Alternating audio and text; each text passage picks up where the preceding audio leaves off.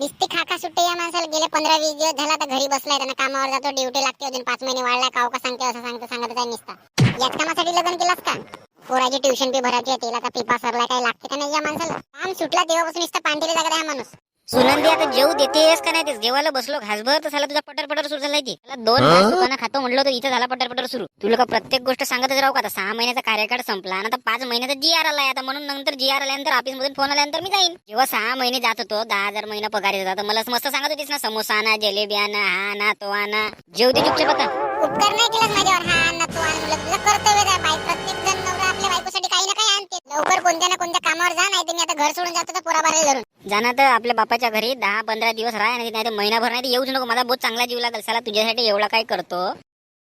चला ज्या दिवशी माझ्या गव्हर्नमेंटचा GR येईल ना, ज्या दिवशी मी परमनंट होईल ना, तुला मग पाहतोच मी तेव्हा. चला आज का मी जाईन व्हायच्या ड्युटीवर ना, अशी परिस्थिती आहे माझ्यावर आज खाली होतं. तू अशी म्हणतेस उद्या परमनंट होईल तुला पाहतो मग चांगला. काय झाला बंडू बहुत नाराज दिसतस ना आज? काही विषय झाला का घरी वहिनी सोबत? शाल्या शुभ्या माझा बोट डोका खराब आहे. तुझी वहिनी सुद्धा मला समजून नाही घेत आज. तुला माहिती आहे मी तिच्यासाठी ना माझ्या पोराबारासाठी एवढा करत आहोत, तरी साला तिला नाव नाही आलं माझा.